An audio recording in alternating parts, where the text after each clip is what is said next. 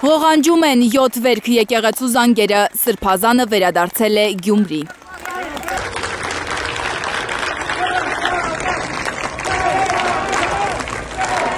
Կարոտի համբույրներ, ջերմ գրկախառնություններ, բարի մաղթանքներ արքեպիսկոպոսին, նաև շարականներ են երգում նրա համար։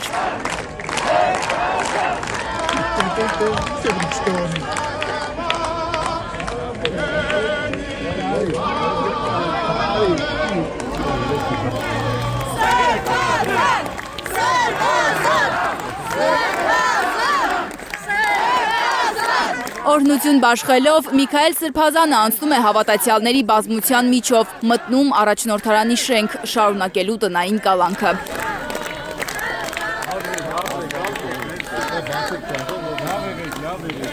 «235 օր առաջ էր Շիրակի թեմի առաջնորդը դուրս եկել այստեղից, գնացել Էջմիածին ու հայտնվել դատական աննախադեպ քաշքշուկի մեջ։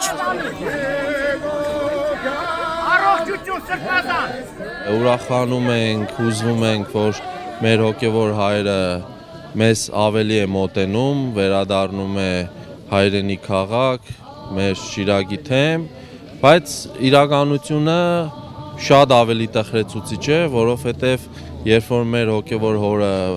ոչ մի բանի համար անարտարացիորեն իբր թե դատապարտեցին, բոլորս էլ լավ հիշում ենք այդ նիկոլական խամաճիկների արարքները, դեռ մենք այդ պատիժը կրում ենք։ Շիրակի հոգևորականներն ու հավատացյալները ուրախ են նորից տեսնել իրենց հոգևոր առաջնորդին։ Բայց զարմանում են, Սրբազանին էլ են տնային կալանք նշանակում, քաղաքացուն խոշտանգող ոստիկանին էլ։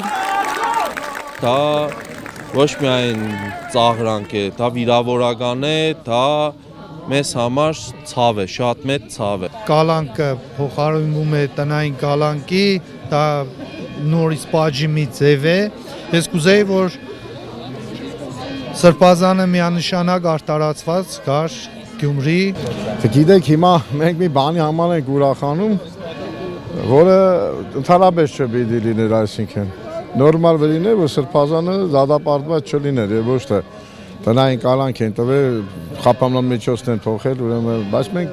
իրականությունը այս է մեր Հայաստանում, որ ուրախանում ենք նույնիսկ դրա համար։ Միքայել Սրբազանը պատարակ չի կարող մատուցել, անգամ պատարակի մասնակցել։ Նրան արգելված է հյուրեր ընդունելը, հեռախոսով խոսելն ու նամակ գրելը։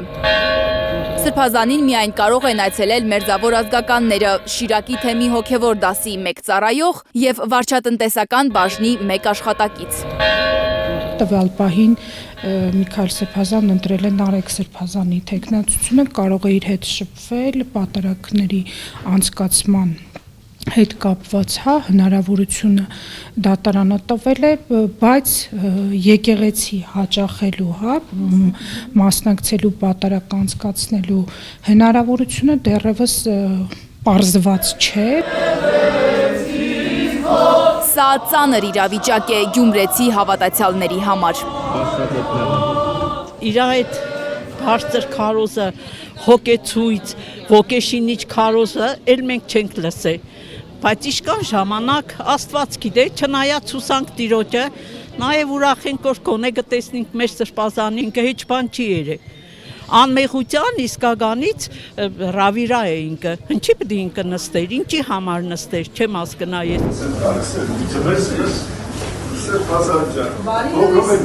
Կեսօրին էր Սրբազանը դուրս գրվել Իզմիրլյան հիվանդանոցից, որտեղ նրան 2 անգամ վիրահատել էին։ Առաջնորդարանը գյումրեցիներին, Գյումրիին։ Վերջին վիրահատությունից 1 շաբաթ անց Սրբազանը մի քիչ նիհարած է, ասում է հոյակապ է զգում իրեն։ Սրբազան առողջականը լավ է։ Հոյակապ, ավելի լավ, քան առաջ։ Մեքենա նստելուց առաջ Սրբազանը ողջագուրվում է Իզմիրլյան բժշկական կենտրոնի հոգևոր տեսուչ Հայր Հովհաննեսի հետ։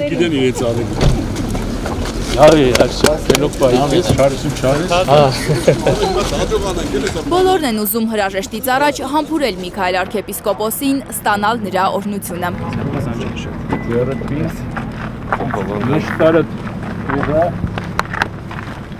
Լանա Համբարձումյան, Ալեքսան Սարգսյան, Առաքել Օհանյան եւ Անի Ղանդիլյան, Հայդուր։ Եգուր, դունալ եգուր։ Սրբազանես, Աստված օգնական։ Վերջ, կավերի, գդեսնվի։